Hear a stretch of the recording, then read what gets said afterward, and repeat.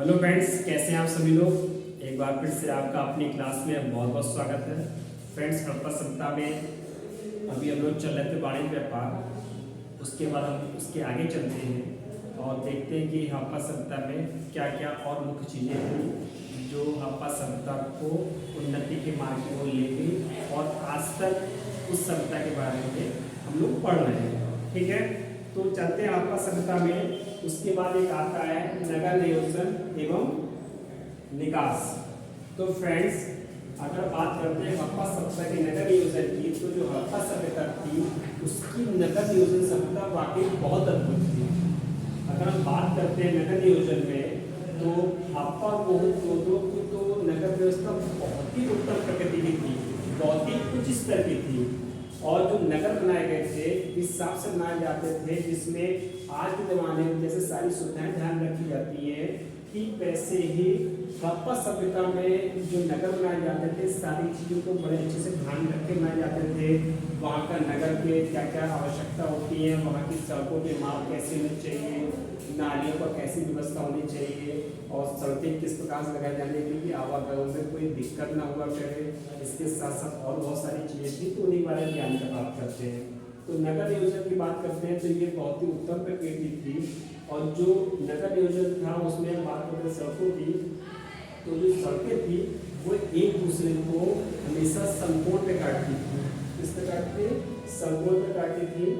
और नगर नियोजन की और बात करते तो और भी खूबियाँ थी। इसके जो भवन होते थे मुख्यतः मुख्य सड़क की ओर खुलते थे और जो प्रवेश द्वार होता था वो एक निश्चित मार्ग से ही होता था।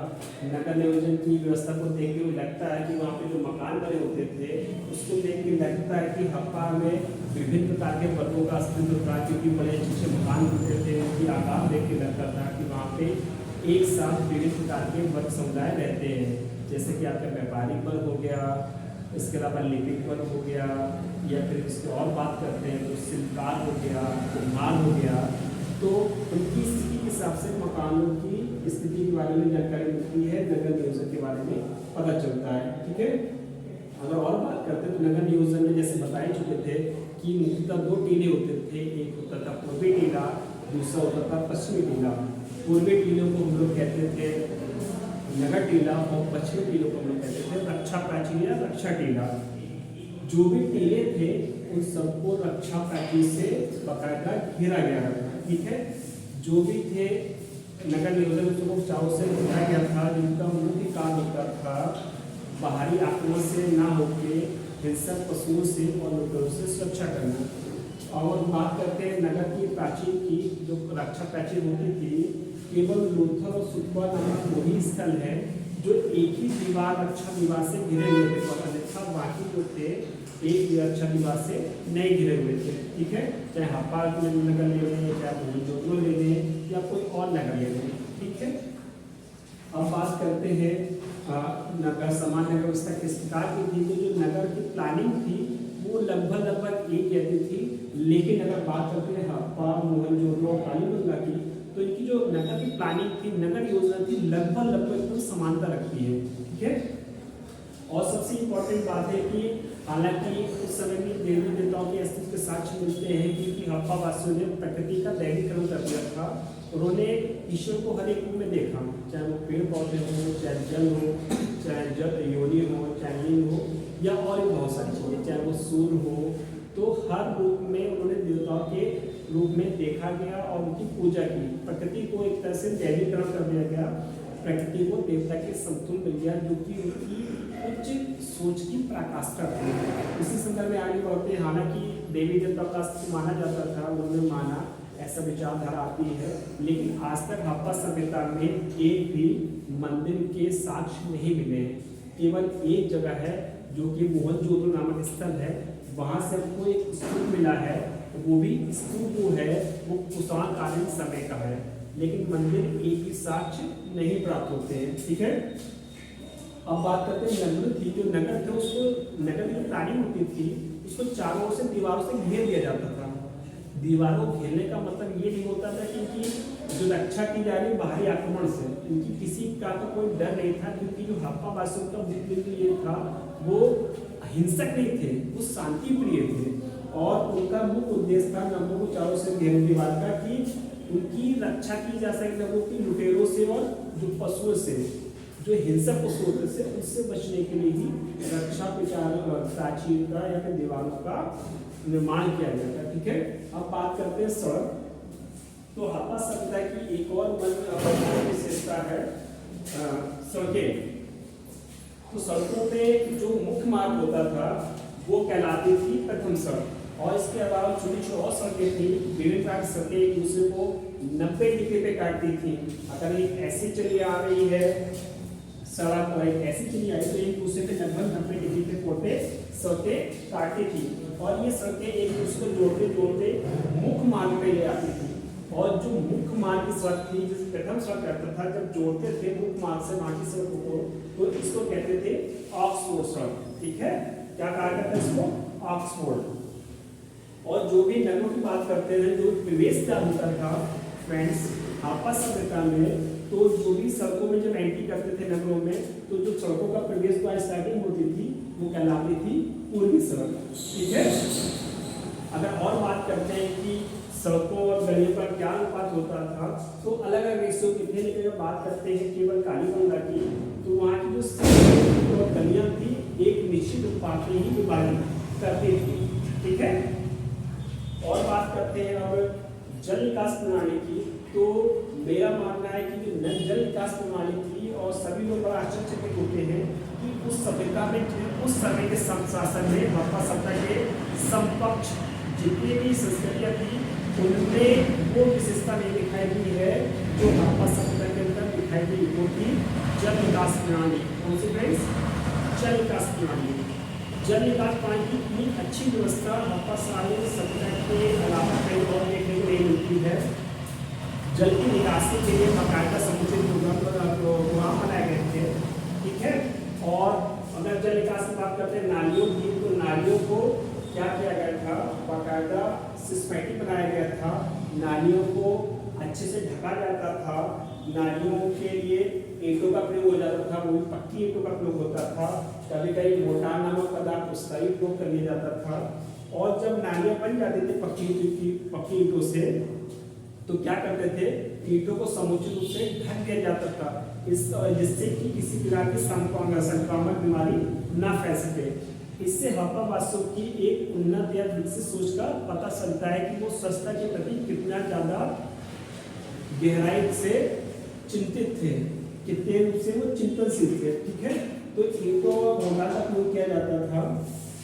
नालियों को सब कुछ छोटे छोटे मैन होल से जोड़ दिया जाता था। फिर जो पानी होता था मैन होल जो नालियों का छोटे गड्ढों के माध्यम से फिर इस तरह से व्यवस्था की जाती थी कि सारी निकासी जो मैन होल में जाके जुड़ जाती थी। मतलब नाली से निकला हुआ गंदा जल होता था वो छोटे छोटे हौजों में जाता था, छोटे गड्ढों में जाता था। फिर उस गटर के पानी को मुख्य हौज से या मुख्यता जो द्वार मिलता है, जिसे कहते हैं नालियों का नाला जो मुख्यता जोड़ा जाता था, उससे कनेक्ट कर दिया जाता था। और आखिर में उस जल की निकासी को नगर के बाद से विस्तारित करने की पूरी प्रक्रिया पूरी हो जाती थी। ठीक है, अब बात करते हैं जल विकास प्रणाली की। नालियों के अलावा तो जल विकास प्रणाली में एक चीज और देख लेती थी, नगर में जब कहीं पानी भर जाता था तो बाकायदा मोहरों का प्रयोग होता था। आप लोग ने देखा होगा गांव क्षेत्र में, अब तो शायद सब पक्के बन रहे हैं, तो एक पाइप जैसा प्लास्टिक का पाइप होता है जो पानी की निकासी में प्रयोग हो जाता था। तो ये व्यवस्था उस समय की हड़प्पाकालीन सभ्यता में भी थी कि जल निकासी के लिए मोहरों का प्रयोग होता था। गांव में भी ये होता था कि अगर छत में पानी भर जाता था तो छत का कच्ची मिट्टी को निकालने के लिए तो छत के किनारे बाकायदा पाइप कुछ लोग लगा देते थे प्लास्टिक का, किसी और तरह का, जिससे जल निकास आराम से हो सके। ठीक है, और अगर नालियों की बात करें तो नालियों के माध्यम से जल निकासी होती थी कि नालियों को छोटे छोटे गटरों में जोड़ दिया जाता था, और जो गटर के पानी को मेन होल से जोड़ दिया जाता था, और मेन होल से होते हुए पानी जो होता था फ्रेंड्स आपका नगर के बाहर विस्तारित कर दिया जाता था। ठीक है, तो ये सारी व्यवस्था थी आपकी नालियों की। और जल निकास की इतनी अच्छी व्यवस्था हड़प्पाकालीन समकक्ष और किसी संस्कृति में नहीं दिखाई पड़ती है। अब बात करते हैं ईंटों की। तो जो ईंटें थी काली ईंटें जो होती थी आयताकार लंबाई में होती थी, जिसकी एक निश्चित माप होती थी। एक और बड़ी खूबसूरत खूबसूरत देखने की चीज आती है हड़प्पा संस्कृति में कि हड़प्पा कालीन जो ईंटों का जो माप तौल थी वो एक निश्चित पद बनाई जाती थी। ऐसा नहीं कि हड़प्पा नगर में ईंटों की माप तौल की कुछ और इकाई हो, मोहनजोदड़ो में कुछ और हो, और इसके अलावा रंगपुर या फिर और भी हो गया जैसे लोथल हो गया या फिर कोई और ले लीजिए हड़प्पा नगर, जिसमें अलग अलग माप की ईंटें प्रयोग होती है। ये बिल्कुल गलत चीज थी। सबसे इम्पोर्टेंट ये है कि इन लोगों के मानकता में बड़ी समरूपता थी, बड़ी समानता थी। हड़प्पा कालीन जितने भी ईंटें बनाई जाती थी सबका एक निश्चित मानक था। उसी मानक में घट्टों में वो ईंटें तैयार होती थी और ईंटें आयताकार होती थी और मुख्यतः वो क्या होती थी, 4:2:1 में होती थी। इसका मतलब फ्रेंड्स ये होता था कि जो ईंटों की लंबाई होती थी वो चौड़ाई से आधी होती थी और जो मोटाई होती थी वो चौड़ाई से आधी होती थी। तो इस प्रकार जो ईंटों की माप थी वो एक निश्चित पैमाने पे आधारित थी और उसी आधार पे बनाई जाती थी। और अगर ईंटों की बात करते हैं फ्रेंड्स तो सबसे ज्यादा जो लंबी ईंट प्राप्त हुई है वो मोहनजोदड़ो से हुई है। अभी तक की जो सबसे बड़ी ईंट प्राप्त हुई है वो मोहनजोदड़ो से प्राप्त हुई है। अब बात करते हैं कि हड़प्पा कालीन लोगों का सामाजिक जीवन कैसा था। तो हड़प्पा कालीन सामाजिक जीवन बड़ा ही शांति प्रिय था। हड़प्पा काल के लोग हिंसक प्रवृत्ति के नहीं थे, बहुत शांति प्रिय थे। और सामाजिक जीवन में मुख्यतः क्या आता है, स्थान माता का। वहाँ से जैसा मैं बात बता चुका हूँ कि हड़प्पा कालीन समाज मात्र सत्तात्मक समाज था, न कि तिक्त सत्तात्मक।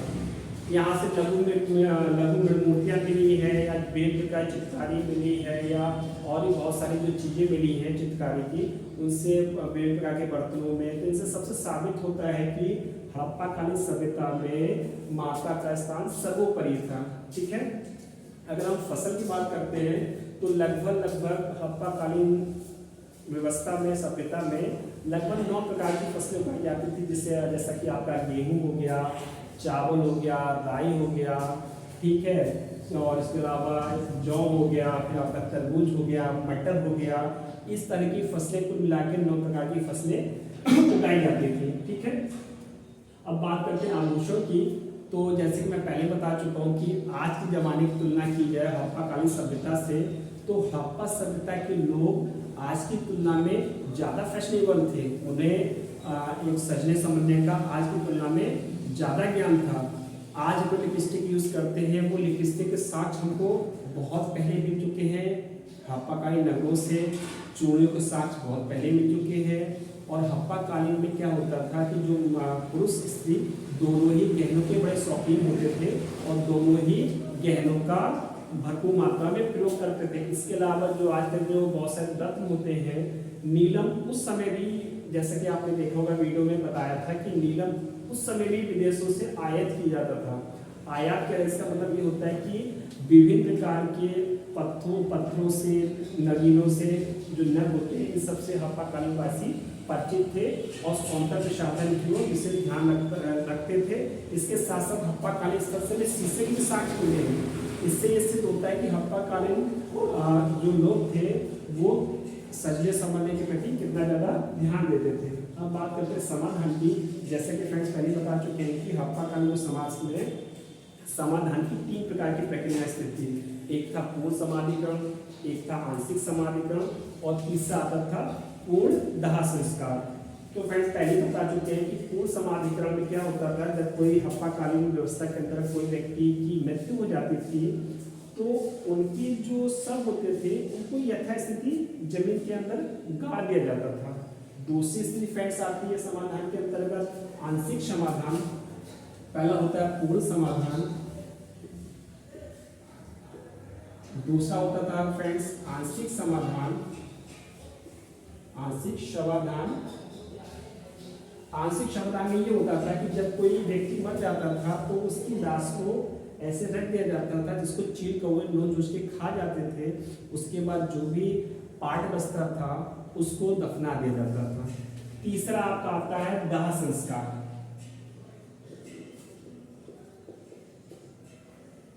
जैसे कि फ्रेंड्स आपको बता चुके हैं, दाह संस्कार के अंतर्गत क्या होता था कि जो भी शव होता था उसको पूर्णतः जला दिया जाता था।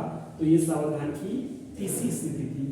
फ्रेंड्स अगर आप बात करते हैं धार्मिक पक्ष की, तो विभिन्न प्रकार के माध्यमों से जैसे मिट्टी हो गया, पत्थर हो गया, मोहरों पर, इन सबसे अगर देखा जाए जो भी चित्र प्राप्त होते हैं उनसे सिद्ध होता था कि हड़प्पा कालीन जो लोग थे उन्होंने प्रकृति का दैवीकरण कर दिया था, उन्होंने प्रकृति को देव का रूप मानने की पूजा चालू कर दी थी। इवन लिंग, योनि, जड़, पेड़ पौधे, सूर्य, इन सब के साक्ष्य मिलते हैं, जिससे सिद्ध होता था कि हड़प्पावासी इन सब की पूजा किया करते थे। ठीक है, इसी संदर्भ में हम आगे बढ़ते हैं तो पता चलता है कि मोहनजोदड़ो से एक सिर पर एक चित्र प्राप्त हुआ है, जिसे में एक योगी ध्यान मुद्रा में बैठा हुआ है, जिसके 3 मुख हैं।